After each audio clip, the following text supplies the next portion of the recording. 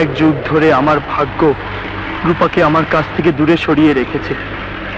আমি চিরদিনের জন্য রূপার কাছ থেকে দূরে সরে যেতে চাই। তাই রূপার প্রতি আমার ভালোবাসাকে আমি বুকের ভেতর দাফন করে দিলাম।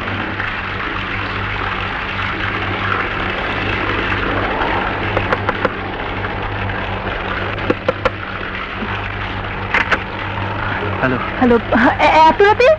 আসুন আসুন।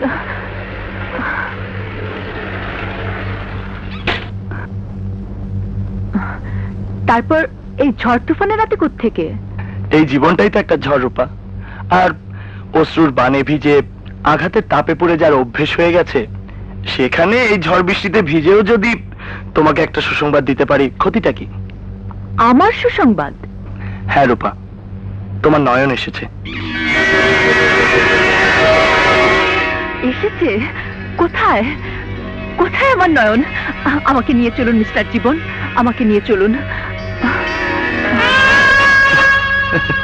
মিলন বড় আনন্দের রূপা, মিলন বড়ই আনন্দের। তাই এই দুর্যোগের রাতে নয়নের সাথে তোমার দেখা হোক তা আমি চাই না।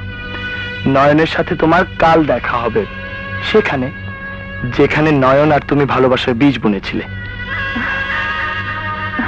Thanks, thanks a lot mister Jibon. My pleasure.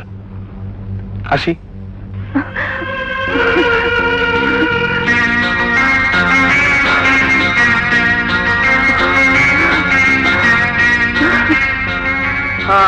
কি বলবেন বলেন।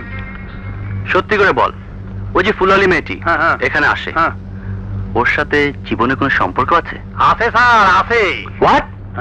জীবন ওর প্রেমে পড়েছে? আর তিনি একজন ফুল বেচে আরেকজন কিনে, বুঝলেন না? জীবন স্যার ওই ফুল আলীর পার্মানেন্ট কাস্টমার। প্রেমে তো পড়েছেন আপনি। হাসি ফুটেছে। হ্যাঁ দোস্ত, এই রূপার সাথে কাল সকাল 10টায় তোর দেখা হবে, কথা হবে। শোন, রূপা একটা সুন্দর গান গায়, প্রায় রাতেই বাংলো থেকে গানটা আমি শুনতে পাই। কি গান গায় বলতো জীবন? ও সাথী রে, তুমি ছাড়া ভালো লাগে না। ও সাথী রে,